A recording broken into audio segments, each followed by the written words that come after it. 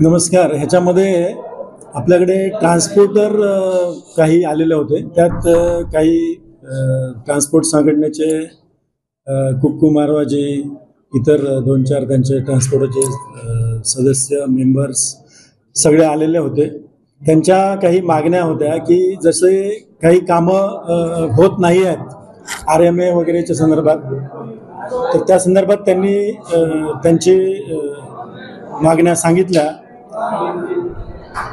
त्याच्या माझ्या कार्यालयामध्ये जे शासकीय कार्यालय आहे ह्याच्यामध्ये लर्निंग लायसन्सपासून ड्रायव्हिंग टेस्ट आहेत, गाड्यांचे फिटनेस आहेत, न्यू रजिस्ट्रेशन आहेत, CRT-वाल्या गाड्यांचे रजिस्ट्रेशन आहेत आणि ट्रान्सफरचं काम आहे. तर हे सगळे कामं आणि खटला विभागाचं काम काय हे सर्व काम सुरळीत सुरू आहे.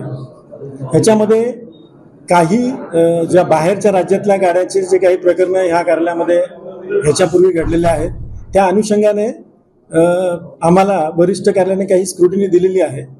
त्याच्यानुसार ती स्क्रुटिनी चालू असल्यामुळे काही लोकांचा रोष आहे. ह्यामध्ये काही सहभाग ज्या बोगस गाड्या आहेत त्या जे काही व्यक्ती आहेत त्यांच्याकडून सुद्धा ह्याच्यामध्ये दबावाचा समावेश आहे. हे शासकीय कार्यालय आहे, ह्याच्यामध्ये कुठल्याही दबावाने कुठलंही काम होणार नाही याचं मी सांगतो. साधारणपणे जे इंडिव्हिज्युअल गाडी ओनर आहेत, स्वतः गाडी धारक आहेत, मालक आहेत, त्यांचे कामं हे जे सरळ कामं आहेत ते सगळे कामं होतील आणि ते सुरू आहेत. माझ्याकडे पूर्ण 1 जुलैपासूनची आकडेवारी आहे. माझ्या कार्यालयामध्ये learning licence, MDL, transfer, new registration, CRT सर्व कामं सुरू आहेत. यातला फक्त RMA जो बाहेरील राज्याचा प्रकार आहे त्याची स्क्रुटिनी असल्यामुळे ते स्लो आहे. त्याच्यामध्ये स्क्रुटिनी जी आहे ती आम्ही करतो आहे. ज्या लोकांच्या फायली काही पेंडिंग आहेत त्या माझ्याकडे आलेल्या फक्त 10 फायली आहेत. त्याची स्क्रुटिनी सुरू आहे. कायद्याच्या चौकटीत त्याची चौकशी किंवा स्क्रुटिनी होऊन त्याचं होणारी केस असेल तर ती केल्या जाईल आणि जी होणार नाही तर ती त्याला तसं लेखी स्वरूपात लिहून दिलं जाईल की हे होत नाही.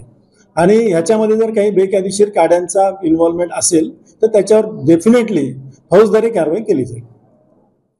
सर, टोल नाके पे भी पैसे को लेन देन को बॉर्डर पे जो है पैसे को लेन देन को आरोप लगाया जा रहा है, उस पर भी क्या